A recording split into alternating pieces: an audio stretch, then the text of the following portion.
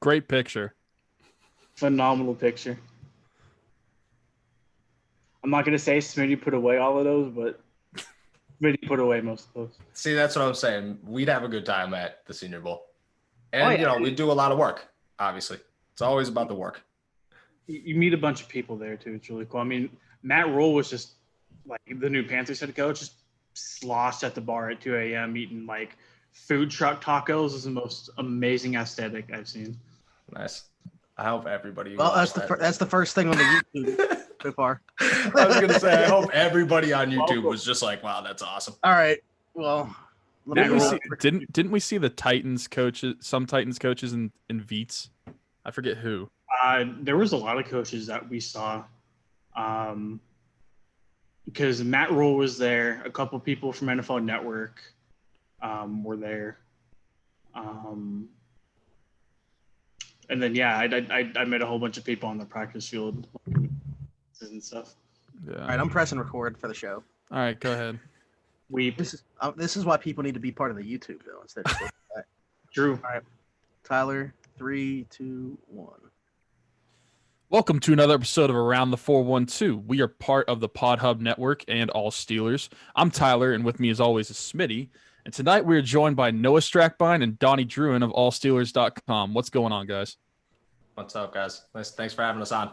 Thanks for having us. Anytime. I was about to say the aforementioned All Steelers. We mentioned we were part of All Steelers. They're part of All Steelers. We got pretty much the All Steelers crew going on, and Donnie pulling double duty this week for Around the 412. The fantasy show, now this. True. I do what I can. I unfortunately am not pulling triple duties with something going on tomorrow, but I'll let you roll up. Yeah, I can't. Yeah, for the life of me, it's slipping my memory what's going on tomorrow. A certain not top 100 safety, I guess. Yeah, he didn't make the top 10 in Madden either. I don't know. We'll talk about it later. Anyways, we are part of the Pod Hub Network. We are part of All Steelers, and we are also sponsored by Keats Barbershop. Keats Barbershop is an old-fashioned barbershop located at 180 Brighton Avenue in Rochester, PA. He's open 11 to 7 Tuesday through Friday and Saturday 9 to 4. Every Tuesday, he does $5 off for military personnel, first responders, and nurses. Again, that's Keats Barbershop, 180 Brighton Avenue in Rochester, PA. You guys are here to talk some football with us.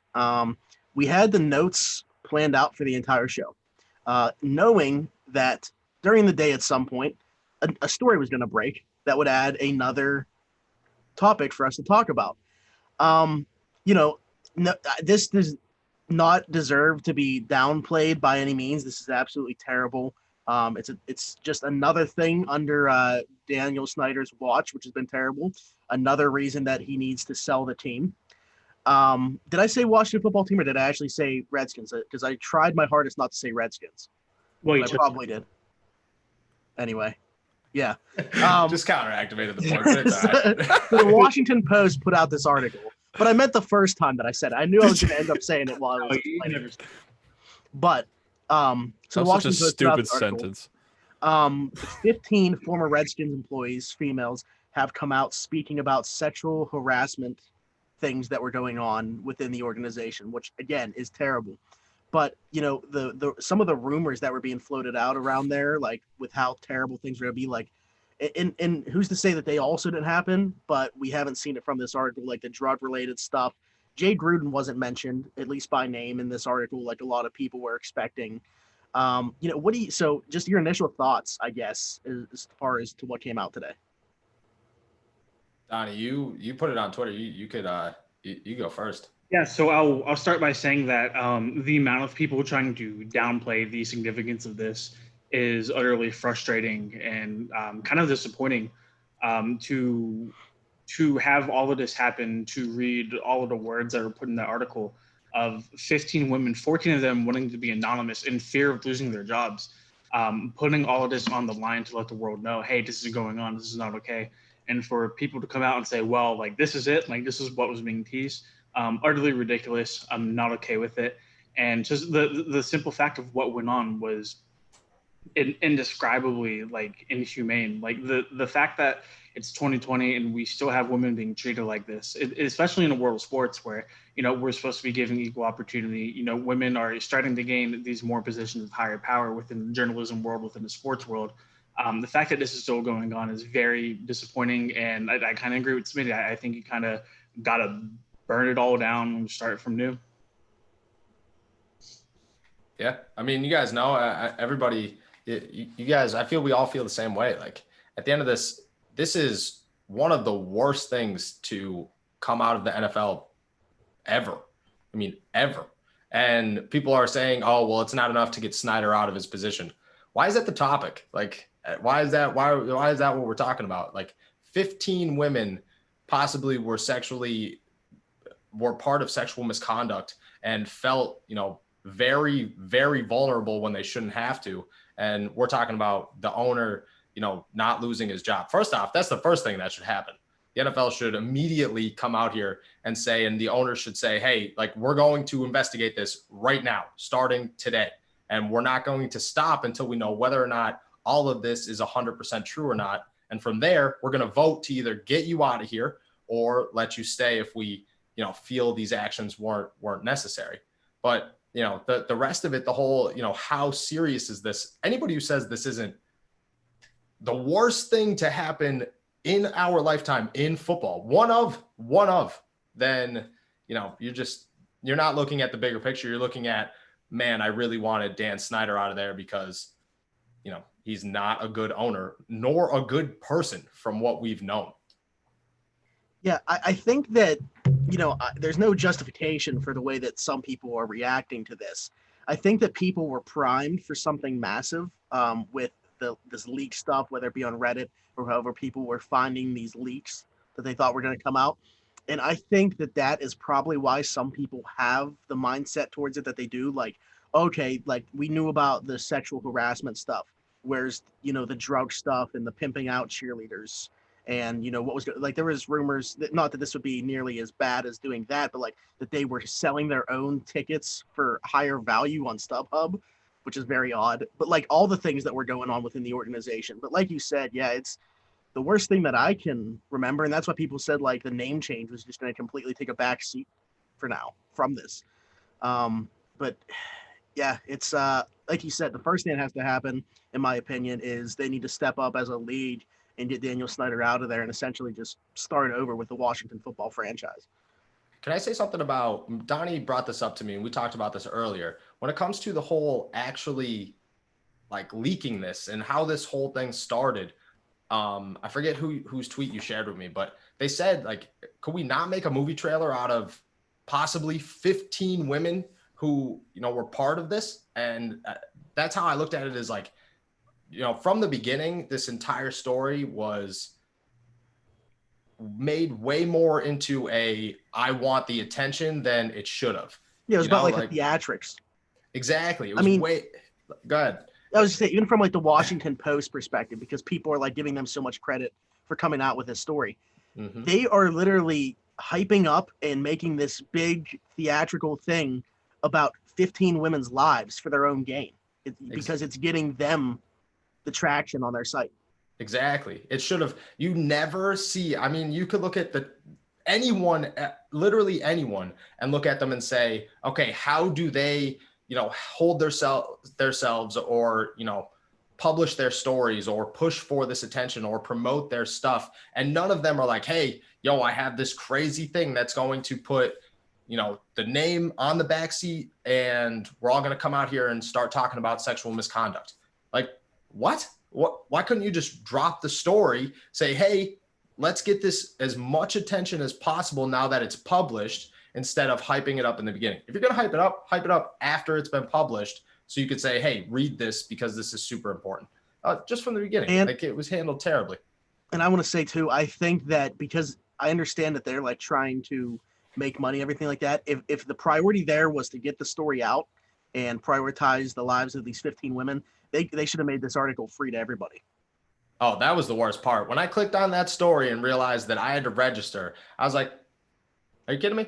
Like, is this real? You just put this on Twitter 24 hours ago saying, hey, I have this crazy story that you guys are all going to want to read. Oh, wait, you have to pay for it. And it's about victims of an NFL team. Like, nah. Yeah, and this is a legitimate question, and I don't want to get too graphic about it because it's a disgusting thing, and because I didn't read it, so I'm just going based off screenshots and tidbits that I see on Twitter.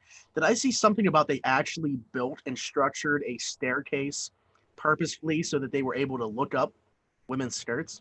Yeah, so I'm not sure if it was built specifically for that reason. Okay. But in the article, it talks about how a lot of the new women coming to the organization, how a lot of the veteran women would kind of pull them aside and give them little like tips and tricks of places to avoid and people to avoid and all that good stuff. And one of the things suggested that they avoided was a staircase. I think it was about 2 stories tall, where if you caught it at just the right angle, a man would be able to look up and then see underneath the woman's skirt. And one woman actually had that happen to her, where a man was following her step by step below her in the staircase and was blatantly just looking up. She said that he didn't even try to hide it.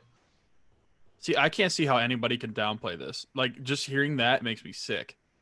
So, I get people wanted Dan Snyder fired, but like, if that's your main focus and you don't care about these 15 women that this happened to, that's just disgusting to me. Yeah, the whole thing the entire picture as a whole has to be. You can't eye one part of this and say, oh, well, this is bad, but it's not this bad. No, the whole thing as a whole is terrible. And the entire thing needs to be processed and dealt with accordingly and quickly, because, this is not minor news. I mean, we could look at, and I know people don't want to hear about him, but Antonio Brown is still waiting to find out what's going on with all his investigations with the NFL. And they've done things quick enough to hurt players, or slow enough at the same time to hurt players. I mean, Ray Rice and AP, their investigations were done in hours, when all that stuff happened a couple of years ago. Ezekiel Elliott was the same way. If they're not going to do the same for one of their own, then they're not holding themselves accountable. And at that point, then everyone has an issue with the entire NFL and Dan Snyder and the Redskins or Washington.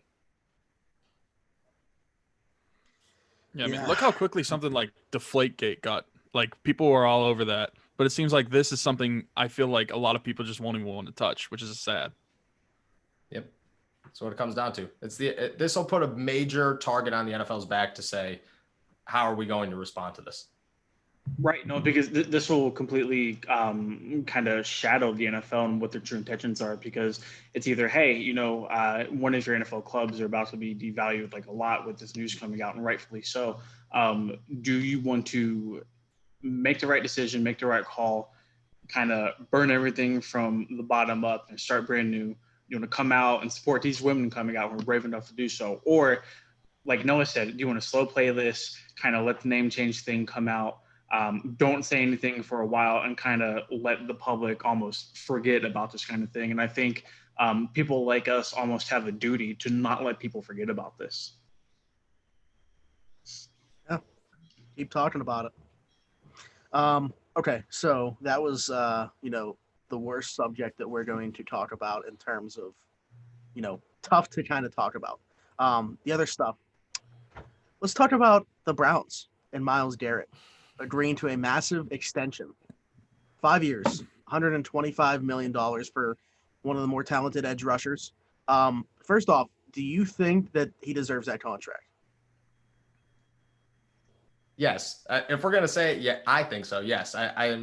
Myles Garrett is one of the best pass rushers in the NFL, and he's got as much potential as literally any player in the NFL.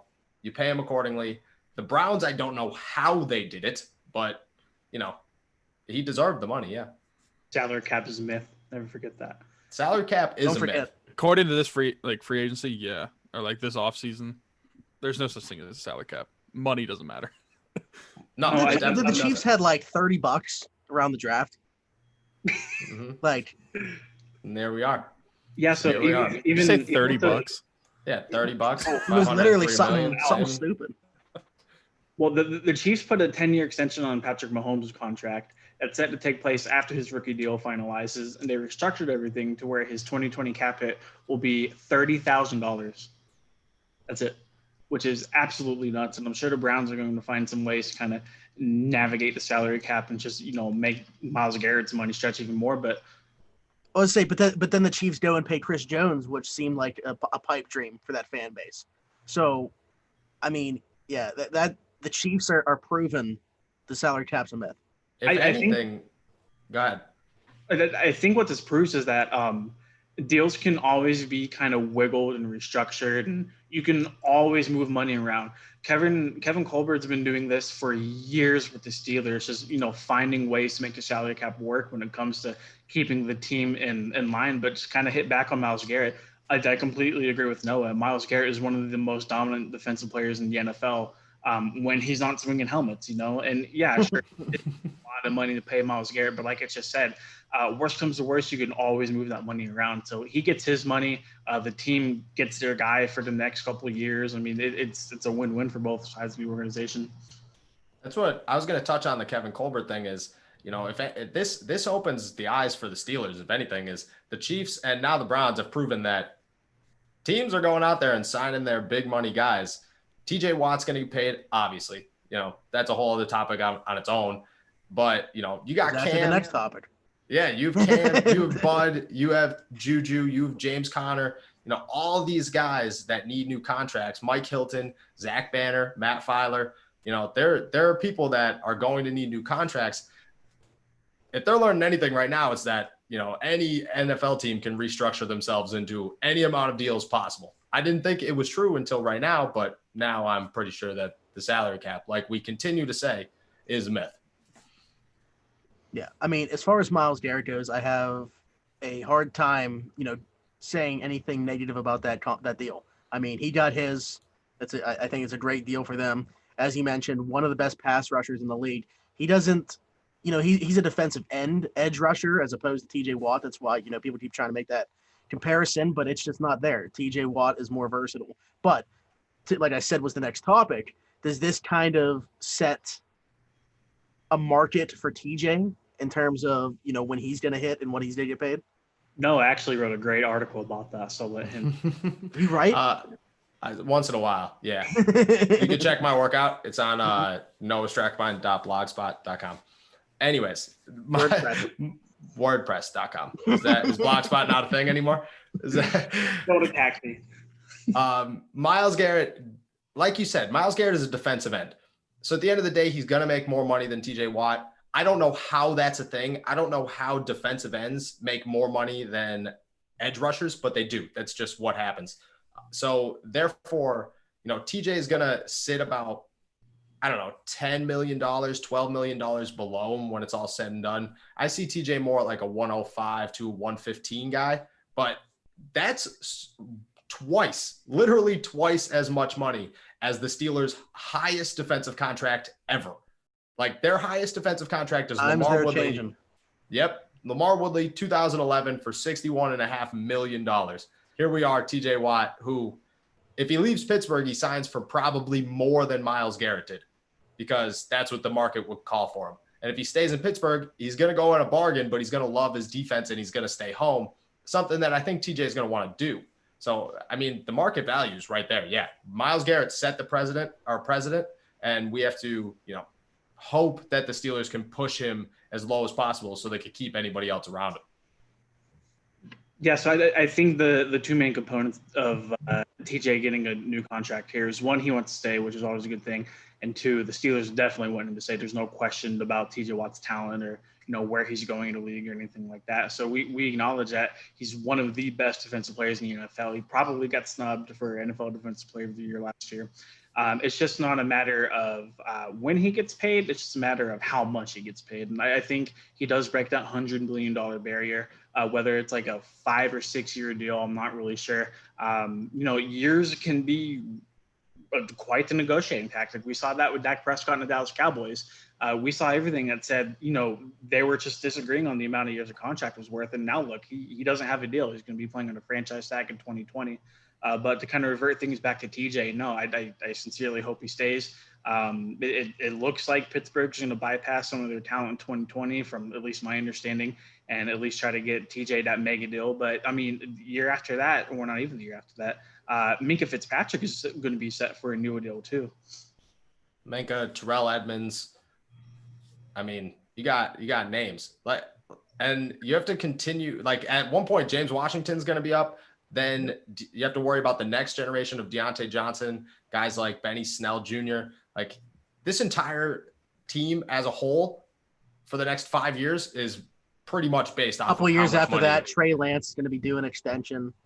I mean, Trevor Lawrence. All I'm saying is, but that's the impact of TJ Watt is like for the next 3 years, you structure everyone's contract off of how much money you're about to hand TJ Watt. It's the same thing as Ben. I mean, what's Ben's cap hit this year? $40 million or something crazy?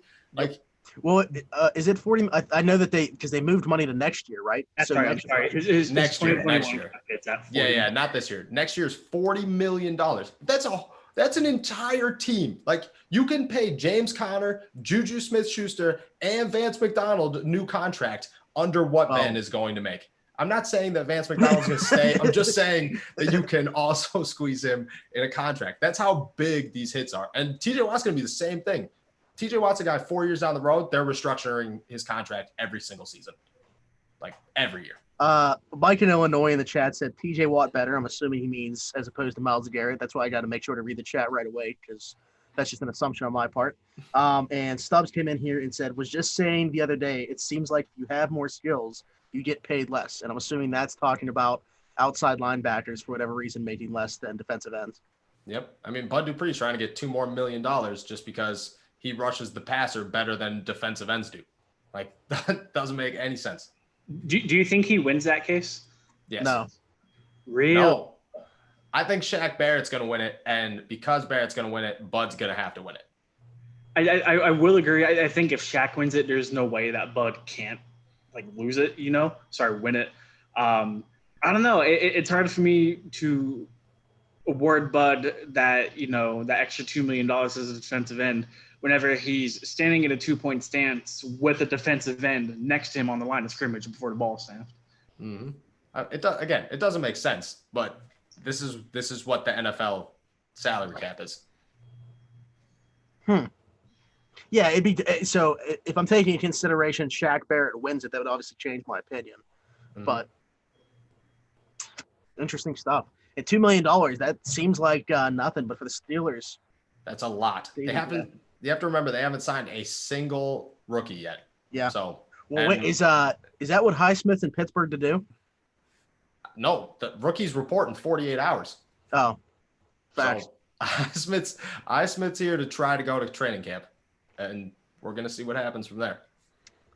The good thing is Minka is in top 10 in Madden, so he can't cost that much. True. Very true. TJ too. If we're comparing TJ, if we're going Madden stats. What if the Steelers tried to pull that up? This is what Miles would go for in Madden, and this is what you would go for in Madden. So clearly, look at the extension. Listen, TJ, you're like an 86 overall. We're not giving you this contract. The spike from Pittsburgh between week 1 and week 6 will be insane. Like they'll go for, what are they, an 82 overall? Clearly, it seems like across the board though, Madden ratings are down. I mean, even so Dak and Wentz are both like 84s or something like that, and they're like the right 9 and 10 quarterbacks.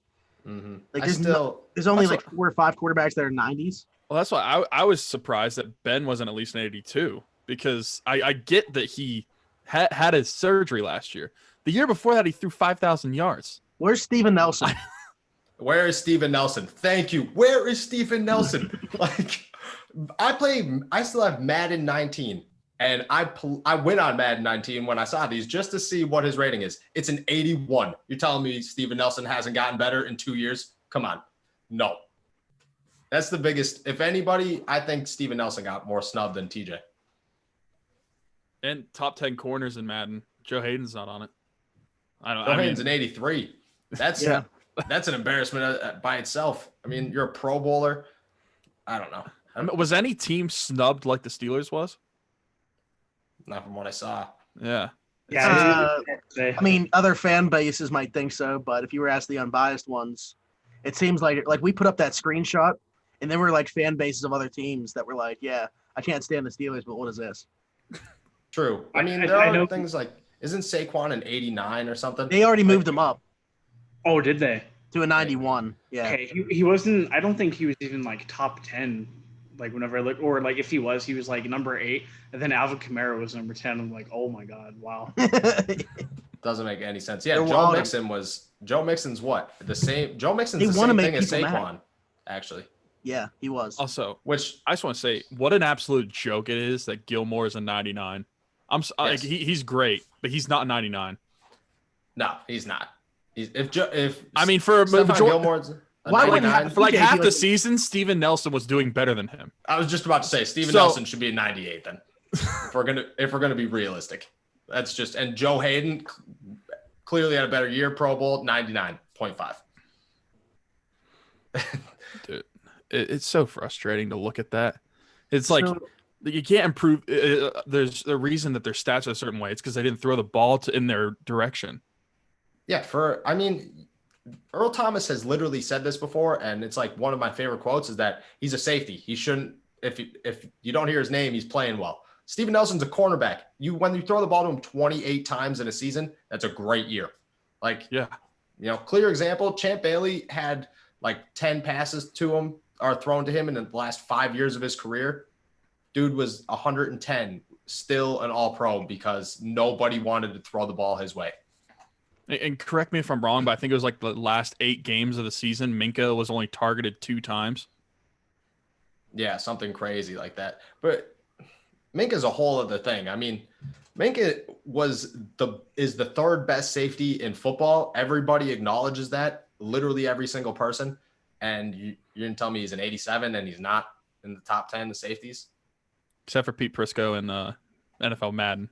Yeah, but even Yeah. Prisco said when they asked him, didn't he say he was like, yeah, he's like right there. He's like number 3 or 4. I'm like, yeah, well, Madden's Then right. how's he one not in the that top they 100? There was only That's what- 2 that's safeties what in the I- top 100, I'm I pretty sure. know. Yeah, I mean, I don't don't get me get wrong, it. that list was disgusting. But yeah, it was terrible. And whenever he went into why Minka wasn't on it, they like he nitpicked the Dolphins game where his interceptions weren't impressive. Like if you're in the NFL, any interception's impressive. mhm. Yeah, Prisco would have been the guy that said that Troy Polamalu's fingertip catch shouldn't really happen. Like, yeah, well, he didn't tip that pass. To revert back a little bit in the conversation, regarding Bud Dupree, because they didn't agree to a deal, so he's going to play this year on the tag. I think that we can, for the most part, assume that this will be his last season in Pittsburgh now. Yeah, from everything that I've seen, that I've heard, it's just not financially possible to keep Bud. I mean, Colbert said that he wants to keep him. Art Rooney said that, he would want to keep him, but financially it just doesn't make sense. And when you draft Alex Highsmith, Great friend of the show, huge ambassador. Yep. yeah, then you clearly, you've planned for the future already. It's the same thing with Juju. People freak out, oh, well, the Steelers should have drafted J.K. Dobbins, but it's a lot easier to keep James Conner than it is to keep Juju Smith-Schuster. And it's a lot easier to keep – it's actually a lot more important to keep T.J. Watt than it is to keep Bud Dupree. I will say about James Conner, and we kind of – I don't know if we've really mentioned it much on here. It might have got brought up actually on the fantasy show. I'm not too sure. You look at the running back class going into next year's free agency, even with Derrick Henry signing an extension like the last minute with Tennessee, last half hour.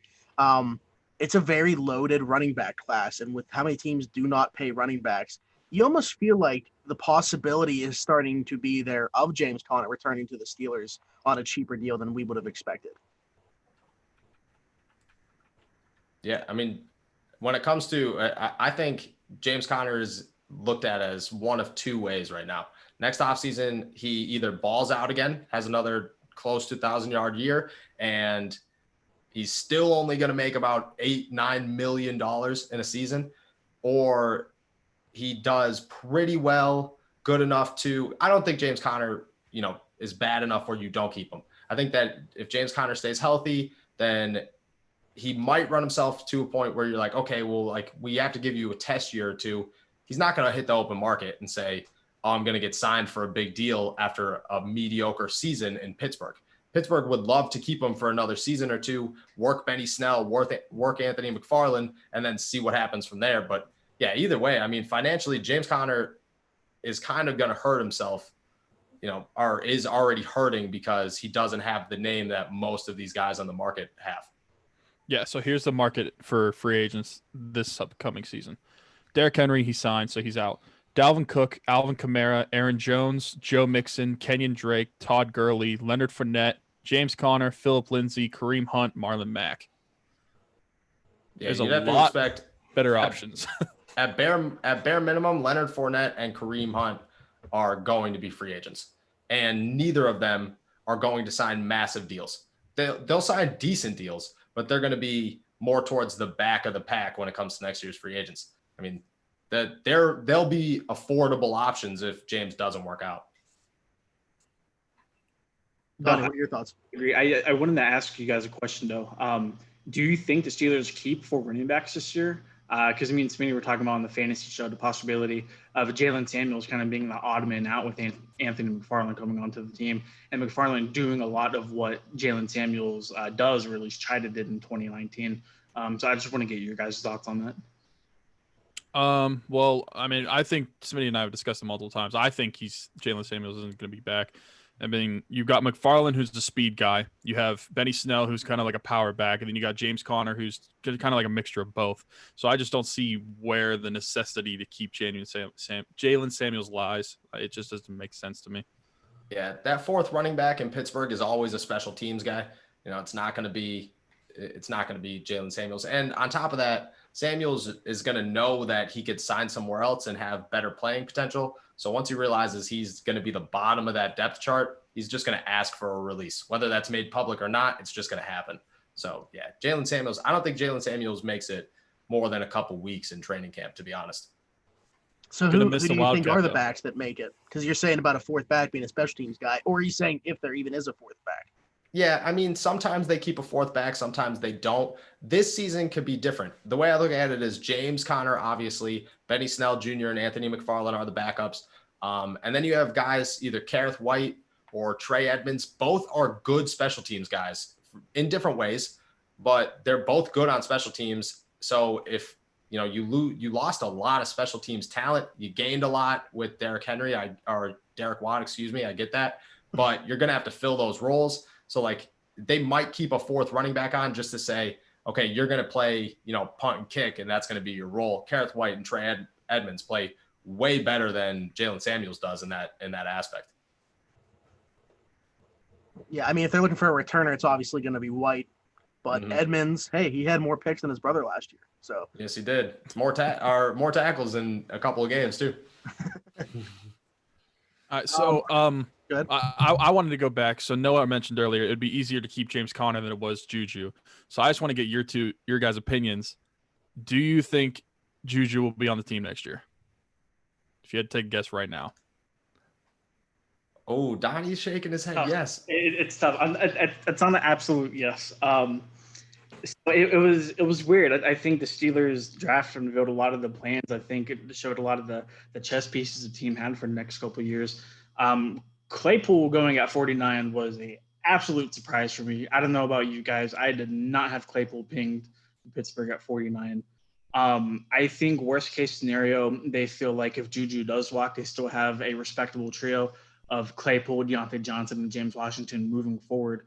When it comes to Juju, though, I mean, you can always franchise tag him, but like I said, if it comes down to keeping a defensive player, like a star defensive player, or keeping a receiver, a position that they historically draft extremely well in, a position where they already have 3 guys ready to roll next year, I think obviously the answer is to keep the defensive guy over a guy like Juju. I don't see Juju getting super big money, especially if he doesn't have this crazy bounce back late year like people think he might have. It's tough. I'm not in the organization's walls. I can't say for sure yes or no one way. My gut feeling is that he doesn't return. But I mean, if the team tried to tag him and work out just maybe like a 1 or 2 year deal, I hate to stay on the fence, but I literally have no idea, man. It's a super hard situation to read. My opinion is that Juju is already bound to leave Pittsburgh. I look at the way I see it is that I personally think Juju is going to get a big contract. I mean, if he bounces back to another 1,400-yard season and has at least 8 touchdowns, like what's his market value at? Because Odell Beckham Jr. makes $18 million a season, or 15, one of those two. No, I'm pretty sure it's 18.1 million. Even if he doesn't make that, if you catch for another 1,400 yards, that's 2 1,400-yard seasons in your first 4 years, then you're a guy who's at least worth $13-14 million minimum. His name's Juju Smith-Schuster. Everybody loves him, and he's probably one of the best branding players in all of football, which is worth more money. So he's looking at, $14-15 million instead. The Steelers, I mean, you could tag him, yes, but is he going to sign the tag, or is it going to be another, Le'Veon Bell type situation because Juju wants the money? That's something we don't know. In my opinion, Juju's personality is super hard to catch. Like one day he's all about it. The next day you kind of get the feeling that he does like to make money. So I don't know. And at the same time, the way I look at it, Juju Smith-Schuster, the way I've always looked at Juju Smith-Schuster is Pittsburgh is a very small market. If Juju wanted to really make money off the Juju brand, he would leave. And he's smart enough to know that. So if his contract rolls around and he's thinking, maybe I can make more money off the field somewhere else, why not just cause a little fuss and, get out of here? It could be not, I don't know. It comes down to his season. And at the end of at the other side, if he stinks and he has a terrible year, why do you keep him? Yeah, I think it's ultimately up to what Juju wants to do and what he realizes, because he's still a super young guy. I think he's either only 2 months older than Deontay Johnson. He's younger. He's younger than Deontay Johnson. Yeah. Bonkers, by the way. But if at the end of the season he realizes, hey, I have this brand, I have this huge marketing ability to hit somewhere else. I can go to a place like Los Angeles, I can go to a place like New York, I can, go to even a place like Dallas or Miami, just anywhere other than Pittsburgh, and make serious money outside of the football field. There's that option. Or if he truly loves Pittsburgh, if he wants to stay, if he wants to try to win a Super Bowl here, he would try to take a little bit less money. But that's not necessarily the smart play. And we have to remember that, loyalty only goes so far in the NFL. These players' careers in retrospect don't last very long. So that's why I commend any player trying to get as much money as they can. For instance, whenever Le'Veon Bell left, I had no hard feelings about that, because he was trying to get his money and he went and he got it. Was the way he went about it great? No. But, regardless, he still went and he got paid his contract. And Smitty looks really upset with me. So I was going to say, Smitty is not liking this conversation. Just from the only points I was going to bring up have already kind of been brought up. Like, I think if he does leave, it has nothing to do with the reasons that people in the media, like the Mark Maddens of the world and stuff, think that he would leave. Like, I think the organization loves him, and I don't think that what the media brings up as far as his work ethic towards football would ever play into that decision, because I don't think that that's a worry of the organization. I think if he leaves, it's for the point that Noah brought up and I've mentioned on here numerous times, where even if the Steelers can match the dollars on the contract, they can't match the marketing opportunity that he could have in other areas. So to me, if he leaves Pittsburgh, it's more because of that. So that was the only point I was going to bring up, because I've said it on here multiple times. The Steelers also have a history of letting their top receiver go. Outside of Hines Ward, who was never a true number. He was a true number one. Don't take that as disrespect. But there was also always another star in Pittsburgh, at the wide receiver position. Yeah, Hines Ward is just good at drafting them. They're just phenomenal at drafting them, so they can always move on from the next one. People freak out about drafting a wide receiver in the second round every year, but it clearly works. Like, you're paying your quarterback $40 million a year. Get him some weapons at all times. The thing with Hines, though, he's all-time leading receiver in franchise history. But, if you look at it from a talent level, he didn't have the amount of talent that, an Antonio Brown had. And Antonio Brown would probably very well be the leading receiver had he stayed here and things would have worked out. But my point is, with him, it was just more about work ethic, not necessarily the talent level of those guys. But, man, it's with Juju, though, it's just different. I would get over it if he leaves, but he's just – it's more than football with him. And the city is so attached to him so quickly. They got attached very quickly and as a fan base. And I feel like even outside of the fan base, you're not a huge Steeler fan, but you know who Juju is. Yeah, And he's the most outgoing player the Steelers have literally ever had. It also helps. He came in, he killed it his first couple of years in the league, and then you had that just atrocious offseason with Antonio Brown, and you see that go, and it's like, oh hey, but we still have Juju. Juju's this great guy. He's for the city of Pittsburgh. He loves us. We love him. That whole kind of thing as well. But no, back to Noah's point. If I can draft receivers pretty damn good year in and year out, and you want above $15 million, I think it's a pretty easy decision on both sides that we get to. Yeah, and like Noah said before, sometimes I do think that he loves Pittsburgh truly and that he would take a team-friendly deal.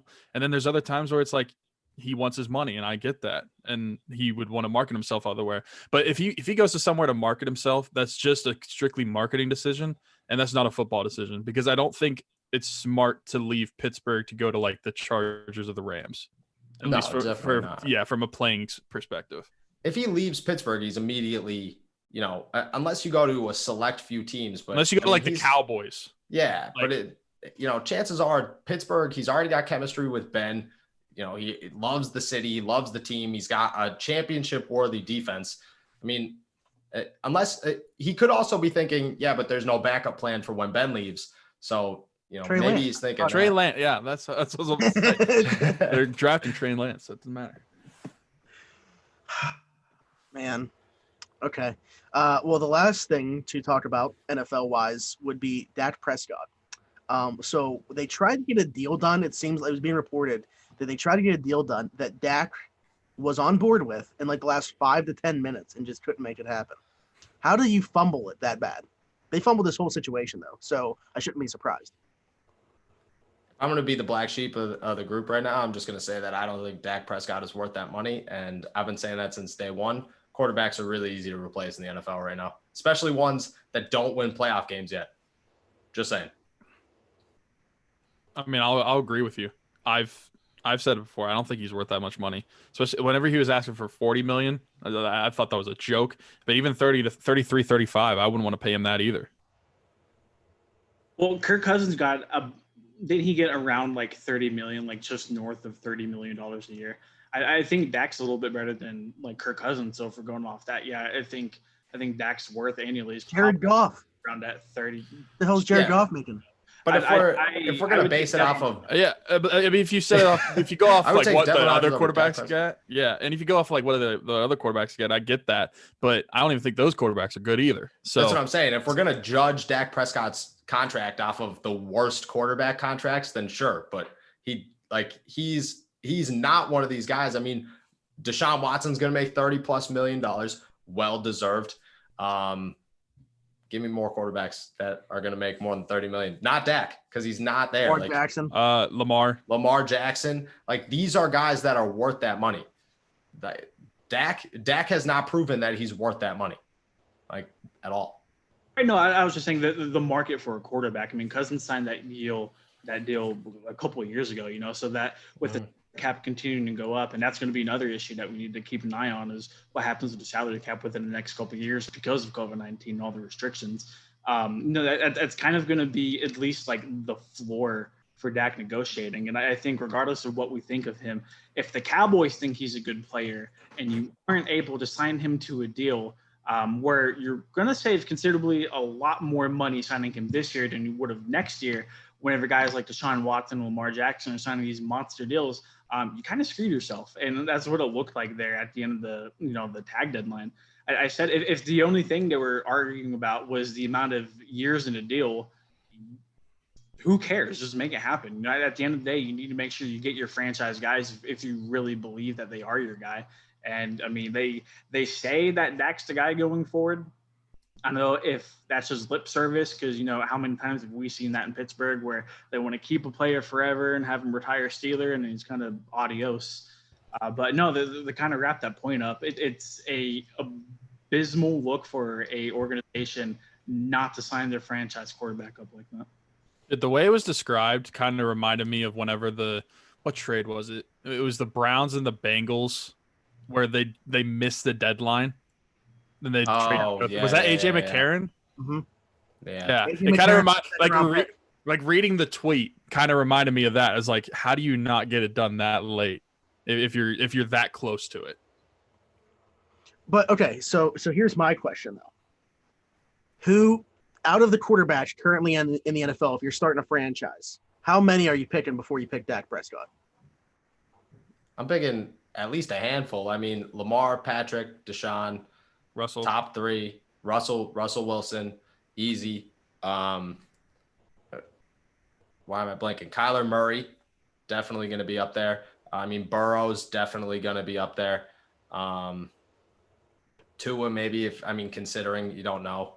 But, Dak's just like, I feel like Dak's the guy that's asking for more money than he's worth because he knows that he's not worth that much money, But I get that it's a business thing too, but they've also gotten 4 years of, at the very least, above average quarterback play for about $1 million a season, under $1 million per season. Yeah, So now he's definitely. giving them that. He should get his money from them. I think that this year, at the same time, I think this year is the deciding year because everybody blames Jason Garrett for the reason that the Cowboys were never able to do anything. Well, if Mike McCarthy comes in here and the Cowboys still aren't able to do anything, then sorry, but those And are they the added players. CeeDee Lamb when they didn't even need to add a playmaker. Exactly. Zeke's got his contract. He's happy. Cooper's got his contract. He's happy. I mean, this team is as loaded to the max as possible. And you're telling me that, if you're going to blame a coach at this point, you have to also blame Dak. And No, I think money. that he needs to get at least past the first round of the playoffs for sure. Mm-hmm. Yeah, I mean, it's Dallas. Like Dallas's last quarterback, the only issue Tony Romo's ever had in his entire career was that he couldn't win playoff games. Do they want to do that again? No, definitely not. Yeah, I don't know. I look at Dak and think that he's inside my top 10, and I just but is he going to be paid? If you're going to pay him $35 million, that's above the top 10 in the NFL. Because how close to the top is he compared to how close to the back half of the top 10 is he? You have to pay him accordingly. But there's also guys. There's also going to be guys in the top 10 that haven't hit that second contract yet. So that's very true. Under the 30. But if you're talking top 10 guys, once they hit their second contract, they probably are going to be paid $35 million, especially by the time that.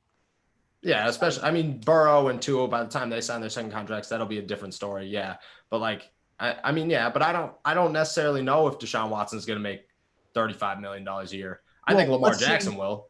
Let's see Deshaun Watson, what he does, because I like Deshaun Watson. But Donnie and I were talking about it. Let's see him now this year without that alpha and DeAndre Hopkins. I'm curious to see what he does. And definitely. Outside of Larry Tunsil.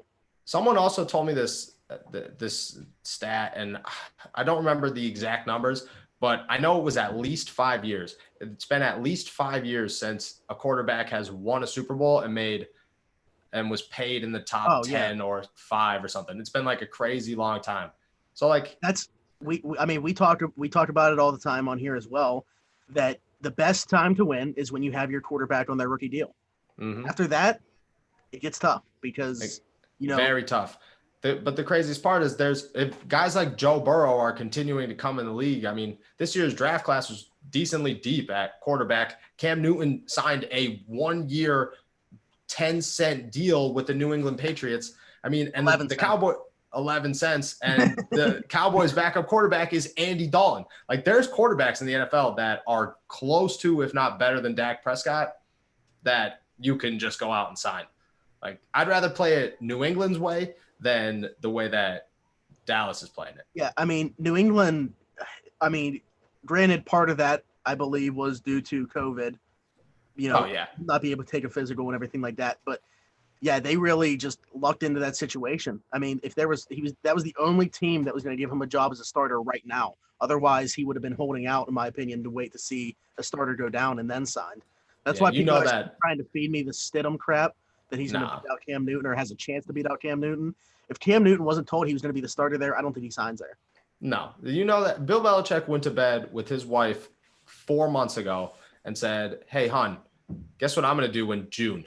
I'm going to sign Cam Newton to a ridiculously low deal. And people are just going to overlook the whole thing.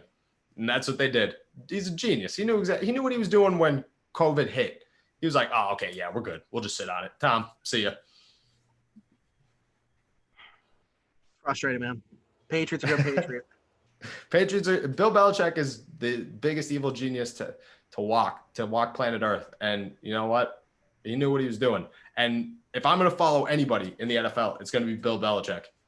So he's not, he would have franchise tagged Dak Prescott, heard the whole situation, traded Dak Prescott for a first round pick, had a great time, and drafted somebody crazy and still signed Cam Newton and won a Super Bowl. That was a thing for like 5 minutes right before the draft, was Dak Prescott for Miami's number 1, and then Dallas drafting Justin Herbert. The first pick. That would have been huge. Bro. Would have been huge. Would have made more sense, in my opinion. I mean, worst case scenario, Andy Dalton that's a team twice as good as Andy Dalton's ever seen in his life. So, yeah, that's you can expect some wins. Like, that's the thing is, I don't even think Andy Dalton's that bad. He's not. He played for the Cincinnati Bengals. He played for the worst Cincinnati Bengals team of all time. And Carson Palmer has had some pretty bad Cincinnati Bengals teams. Like Andy Dalton, I have Dallas Cowboy fans and media people that text me all the time. And they're like, yo, Andy Dalton's the starting quarterback in Dallas. And I'm like, he should be. Because like Dak Prescott, in my mind, is asking for too much because his name's Dak Prescott. And he's the guy who came out of nowhere as a 4th round pick and took Tony Romo's job. And he's played well, but he hasn't played that well. You think he would have gotten his money if he was a first round pick already? Yeah. That's another topic as well. Because like he's a 4th round pick, so they could hold that against him, even though he's done decently well. Yeah, but I think he would have got it last year. I think he would have signed an extension earlier. You know, like at that point, like your expectations were high. Like you said, they could hold that 4th round pick against him, but at the same time, Dak had to wait longer to prove himself before he could start asking for it. If he was a 1st round pick, you know, a week after he walked in the door, he would have been like, yo, let's start talking about that next contract. You know?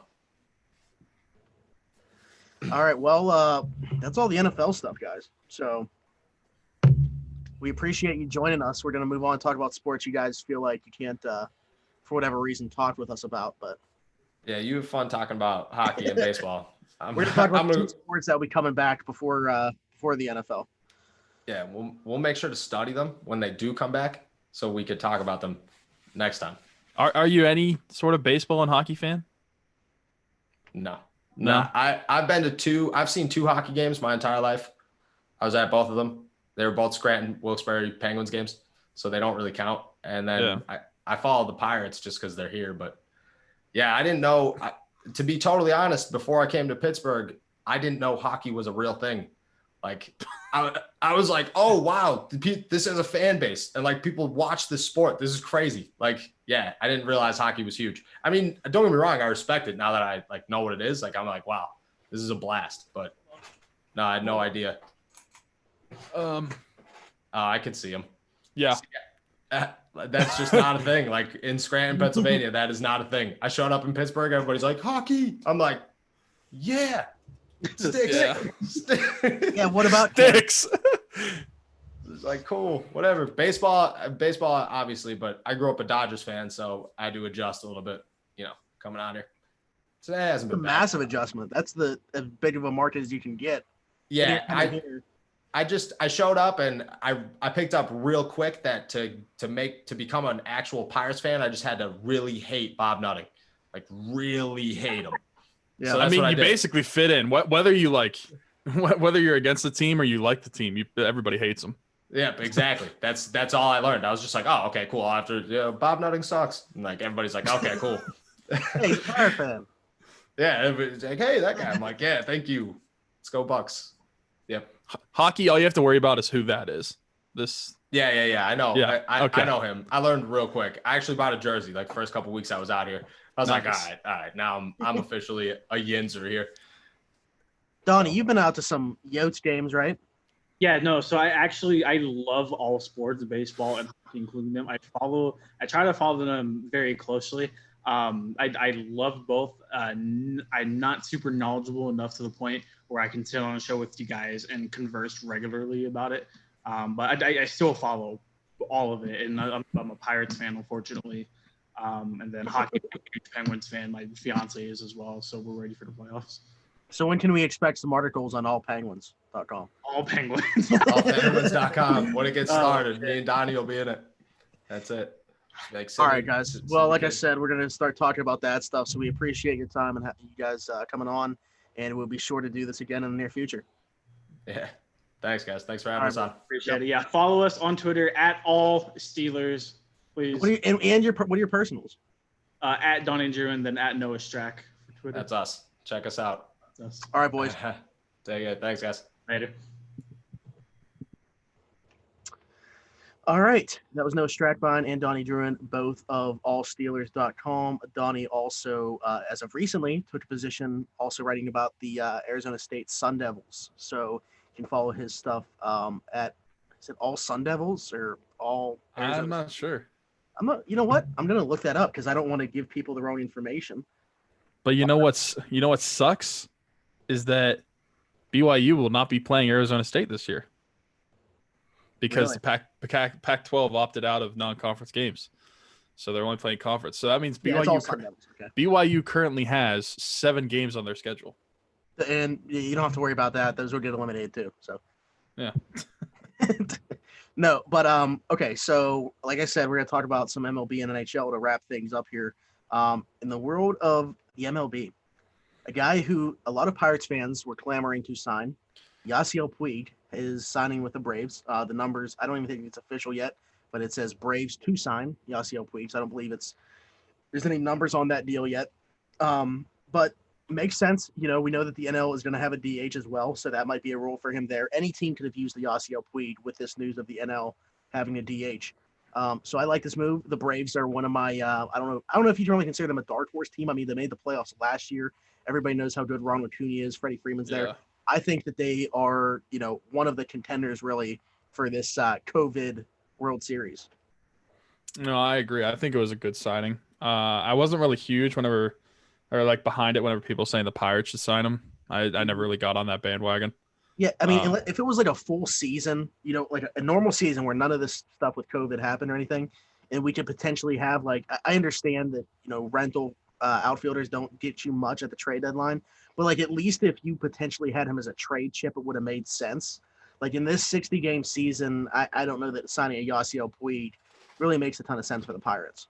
Yeah, and I mean with the DH it does make sense because I'm looking at the outfield for the Braves right now, and I mean you got Acuna who he's a right fielder, right? He's center fielder. Oh, did they move him to center fielder? I thought he played right field. Okay, so you got Acuna in center field, and then they got Marcelo Zuna, Ender Inciarte, Adam Duvall. So it would make sense for Puig to be the DH on that team because I don't know that he would take a spot over any of those guys on the depth chart for the outfielders. If you have a healthy Ender Inciarte, he probably is one of your starting outfielders. Mm-hmm. But he's been so banged up the last 2 or 3 seasons because I think that's why Acuna was playing center field primarily was because of Ender Inciarte's injuries. And then Ozuna, I think, is a great signing. Yeah, and then between Adam Duvall, Ender Inciarte, Yasiel Puig, that's going to be your outfielder and your DH. Yeah, I mean, I just personally defensively, I think I'd rather have the other two over Puig. I mean, I'm sure Puig's fine in the outfield, but Got a good arm, but yeah, but I mean, how quick is he? I don't really know what his defense is like, so the DH spot makes sense for him. Moving along, the Mets, same division there. They this kind of has been ongoing with them looking for a new ownership. The group that is trying to buy them collectively is kind of a wild group of people. So you have Brian Urlacher, the former Bear, Travis Kelce, the current Kansas City Chiefs tight end, Alex Rodriguez, former New York Yankee, Seattle Mariner, and Texas Ranger, and J-Lo, obviously his wife. They are putting together a group to make a bid on the Mets. I mean, I understand ownership groups are a thing, but is there any other ownership group that is this powerhouse of all these athletes and personalities? What is that? Probably not. And I might become a Mets fan. Oh, well, what I think is funny is you just look at the names on it, and it's kind of looks like they just went, who is famous and wealthy who wants to own a sports team? Because say, for example, Pittsburgh fans, we can relate to this. Like Mario bought the Penguins. Obviously, Mario's the famous guy, but he had an ownership team, and his partner in that ownership team was Ron Burkle. But Ron Burkle is not like some like celebrity or like someone that was like prominent in pop culture or anything like that. But every single one of these guys that have been mentioned in this ownership group so far is. So it's just making for a wild scenario that all these people could be buying it, including Kelsey, who's currently still playing for the Chiefs, which is, I mean, that's just surprising to me. He's due a new deal here soon, so he's about to be coming into a lot more money. Yeah, it's pretty fun. Well, at least we know where that new deal is going to go. Apparently, I wonder who else they're going to try to get onto it. I don't know. Maybe Jay-Z and Beyonce. Potentially. Not a bad idea. They got more money than anybody. Yeah. The last thing in baseball would be that the Blue Jays are moving Vlad Jr. from third base, at least for this season. He's going to play first base and DH. They signed Travis Shaw to a 1-year, $4 million deal, and he's to be the primary third baseman. Vlad Jr., not known for his defense. You know, a lot of people think that he actually would have been a major leaguer prior to when he was, if it wasn't, you know, for the defense. He committed 18 errors last year, but the dude can rake. So obviously you want him in your lineup. I still think that him not being in the majors right away was due to contract stuff. I don't think it was because of the defense, but anyway, that's neither here nor there. So yeah, DH, first base. I'm curious to see how that works out for them. And I don't know if it's just going to be a 1-year thing or if that will be the permanent thing. With the way that, you know, his defense or lack thereof, you would think that they want this to be like a permanent transition. You know, you don't want to keep sending him back and forth between positions either. So yeah, so I just wanted to Google images and look up Vlad Jr. Oh god. And listen, I am by no means a small dude. I'm a big dude. So I get that I'm talking about him because he's smaller than me, but like Vlad Jr. does not strike me as someone that is going to play third base for their entire career, especially because, I mean, he, like you said before, he had 18 errors. He's not an elite defenseman. So it would make sense for them to get someone who's better defensively. And just looking at his build as a body, he literally looks like he should be playing first base or DHing. So the move totally makes sense, and I think it should be permanent.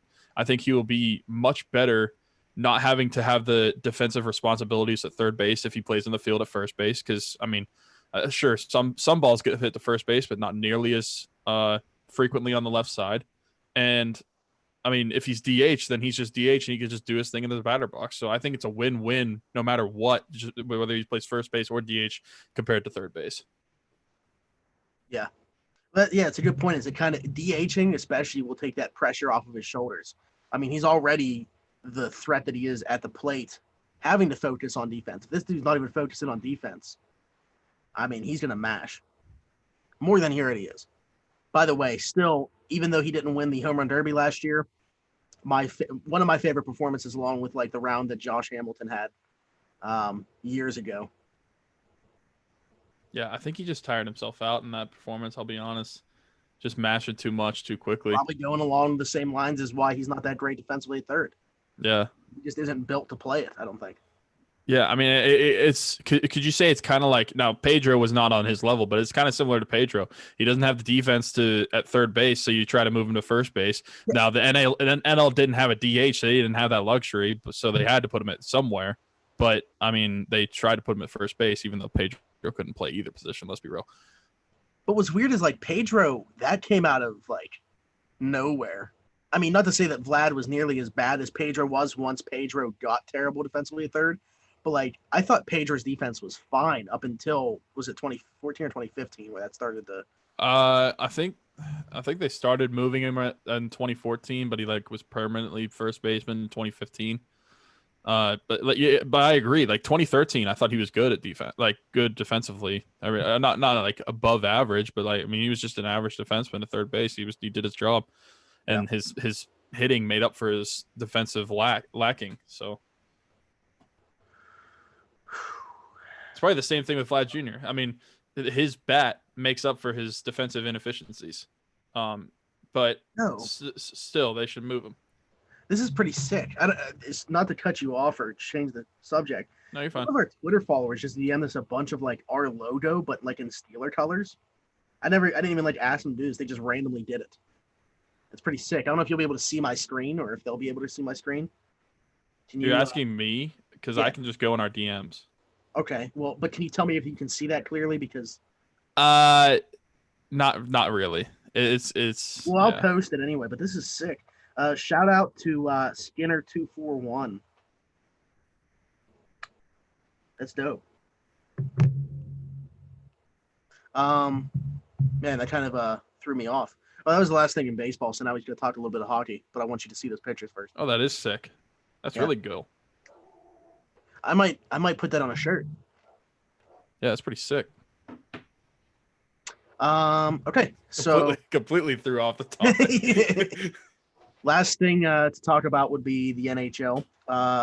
They put out an exhibition schedule, so before like we've officially fully returned to play, with Penn's Canadians, we're gonna do a Penn's Flyers game on July 28th, so less than in 2 weeks. So was this planned beforehand? I didn't see I had heard nothing until they came out with that schedule. I'm like, where did these games come from? It's gonna be televised though, right? Yeah, I think so. I think the Penguins Flyers games will be on NBC Sports.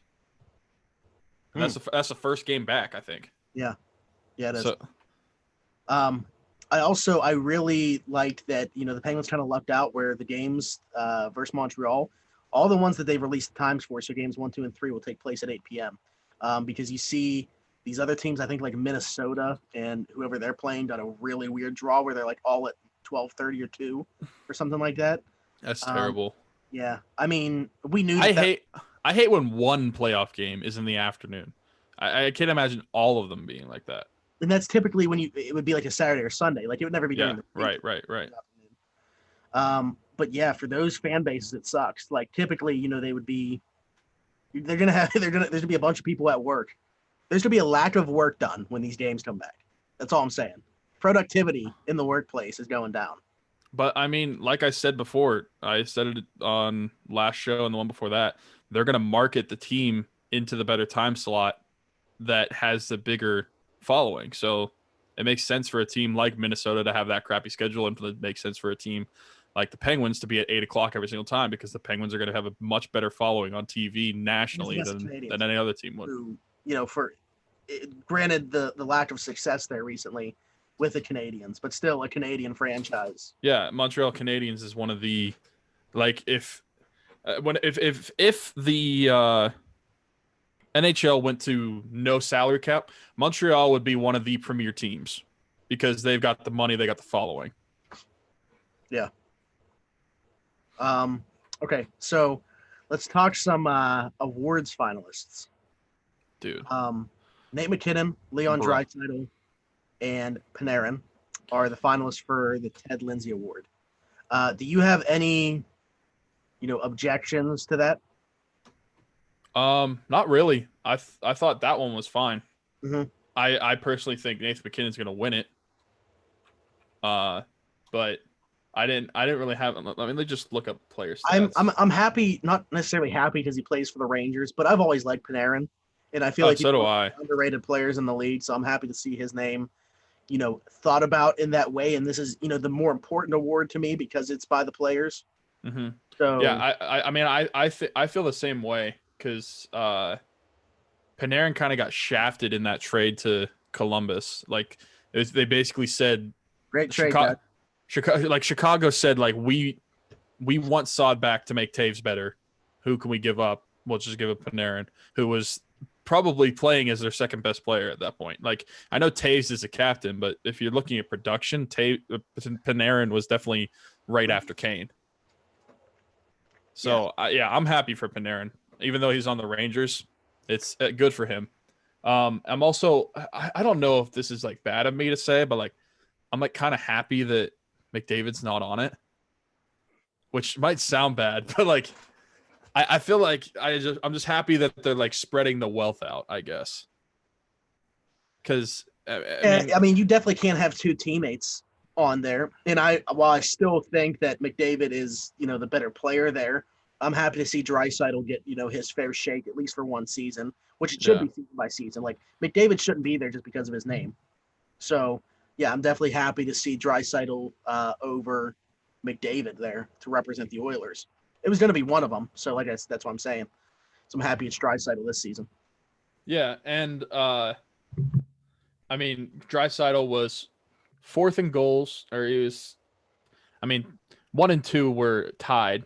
Pasternak and Ovechkin were tied with 48, but so he was technically, I guess, third in the actual number, and he was first in points. So, I mean, if I had to guess, Draisaitl would probably win it, just because of the amount of points that he had. But if I was giving it to someone, I'm giving it to McKinnon. Just because I think he's out of those three, he's the best player. Because I mean, it's not the award's not who scored the most points; it's who is the most valuable player voted by the players. So I mean, that McKinnon's my choice. But if I'm taking a prediction, I'm saying Draisaitl's winning it. You're saying Draisaitl? Yeah, I'm going to say Draisaitl will win it, but I want McKinnon to win it. Oh, okay. Like, if I had a vote, my vote would be for McKinnon. But I'm saying Draisaitl will win it, which is it's kind of funny because like I feel like the comparison of like Sid and Gino and McDavid and Draisaitl, like it kind of gets compared sometimes with their younger years, and it's like a similar thing where like Sid had multiple years where he won multiple solo awards, and then Malkin in 2009 he won or was it 2009? Yeah, I think it was 2009. He won the Ted Lindsay, and so yeah, it's kind of like similar. I know it wasn't 2009, 2012. I'm an idiot. Either way, it's like the same thing though, where you got two guys. One's like the main fiddle where he wins the majority, but then you have the other that can also win it too. Right. So I'll save the award that I think we want to talk about for last. So right. Calder finalists: Cale Makar,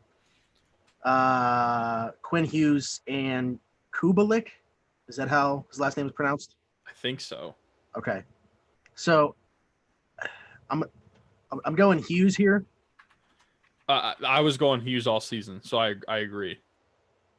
I mean, let me look at. I think Cale Makar's kind of made it interesting. I would say Cale Makar is my number 2. Because I mean, he was a defenseman and he had 50 points this year. His rookie season, he had 12 goals, 38 assists, and then Quinn Hughes had, let's see. Quinn Hughes had 53 points, 8 goals, 45 assists. So Quinn just edged him out on points. So yeah, you're right. Makar did make it interesting, but I still think Hughes wins it. And what's the dude's? How do you spell his last name? Kubalik. He was a 7th round pick in 2013. He had 30 goals this season.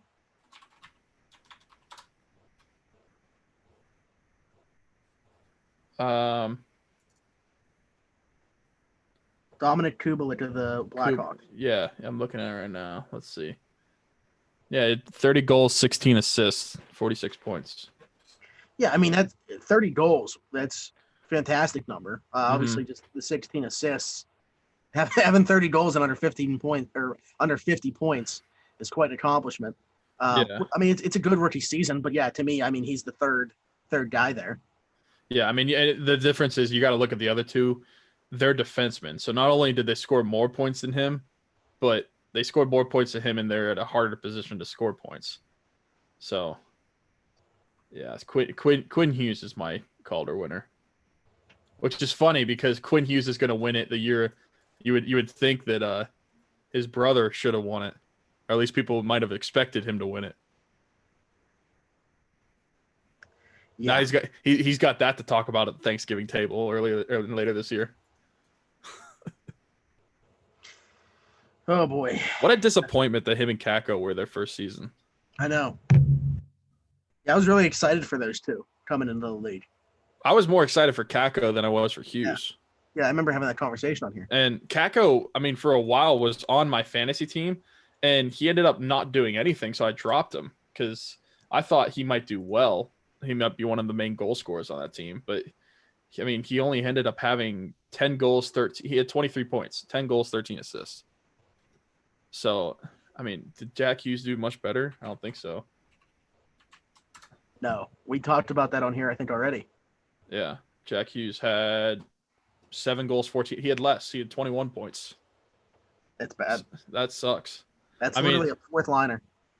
Yeah, I mean, they did have Jack Hughes on one of the top 2 lines, I think, immediately at center, which might not have helped him. But I mean, I was still expecting more from a first overall pick. Yeah. But like we said before, Lafreniere, I think, will be better than both of them, at least immediately. Yeah. Okay, so last 2 things. One, just real quick. The players currently have 9 players out of camp due to possible secondary exposure to the virus. The only 2 names of note, really, released that we saw, Patrick Hornquist and Yuso Ricola. The only reason we know those 2 by name, because, when they were skating with their lines and pairs, those 2 names were missing. So, that doesn't mean that those guys have tested positive or anything like that, but they were being held out just for precautionary measures, which makes sense. Then the last thing, the Jack Adams Award finalists, Cassidy, Torts, and Elaine Vigneault. So, I mean, man, it's just Mike Sullivan has literally never even gotten a nomination for this award, despite having 2 cups. And then this season, to finish with the 6th best record in the league, despite all the man games lost, and not just man games lost, but man games lost by guys like Sidney Crosby, Evgeny Malkin, Brian Dumoulin, Jake Gensel, the goaltending situation the way it was. I mean, to me, I don't get how he's not a finalist. I think Tortorella should be there, and I think what Elaine Vigneault has done with Philadelphia is also remarkable. I think Cassidy, despite Boston being as good as they were, he didn't really have to get over the hurdles that Sullivan had to coach through this season with the man games lost. Well, that's what I was about to say. I mean, the Elaine Vigneault, he took the Flyers and made them second in the division. I fully respect that. That's fine. Torts, if you look at the losses that Columbus had last year, like free agency wise, everybody thought they thought we were going to be terrible, and he ended up making a team out of it. So I'm fine with that one too. Bruce Cassidy doesn't make sense to me. I mean, you're on the Bruins. The Bruins was they were one of the top teams in the NHL last year. They have been for years. So I don't know why he would be. Yeah, like you said, like the Bruins didn't have the same types of injuries or difficulties that the Penguins had. The Penguins had 298 man games lost, and if you want to go specifically, without Sid, they went 18-6-4 without Sidney Crosby, and Sullivan managed to have that team that had that many games lost 5th in the conference and 7th overall in the NHL. How is he not a finalist? I like that. It's just, I know we're biased and we're homers, but if you just look at it from an outside perspective, I feel like a lot of people question it. Like, how does that make sense? Well, that's the thing is, I don't care if he wins the award. I just want like some type of recognition amongst the elite coaches in the NHL to say like this guy's a finalist for the Jack Adams Award. If Tortorella or Elaine Vigneault win the award, that's fine. So be it. Over Sullivan. But like I feel like he deserves to be at least there with those guys. And he probably doesn't care about the award. There's only one trophy that he cares about. And that's fine for him, but like that's why we're the ones that talk about it. But yeah, it is what it is. He didn't have his best player on the team for 28 games. He didn't have Gensel for half the season, who was their top goal scorer last year. And you just looked up and down the lineup at all the injuries. I mean, you were missing John Marino for a while. I mean, he was a rising star defensively, and Brian Dumoulin you didn't have for the majority of the year. Nick Bukestad, I like Zach Aston. I mean, I'm just saying, like, no, I know people that we lost. like Zach Aston Reeves was out. You just look at all the players that they had out, and it doesn't make sense to me why he doesn't get recognitions for carrying that team, because it's not like it's just on the team that they did what they did. Like I get they went 18-6-4 without Sid, but that's not just because of the players. I mean, you have to give the coach at least some recognition. I agree. Oh well.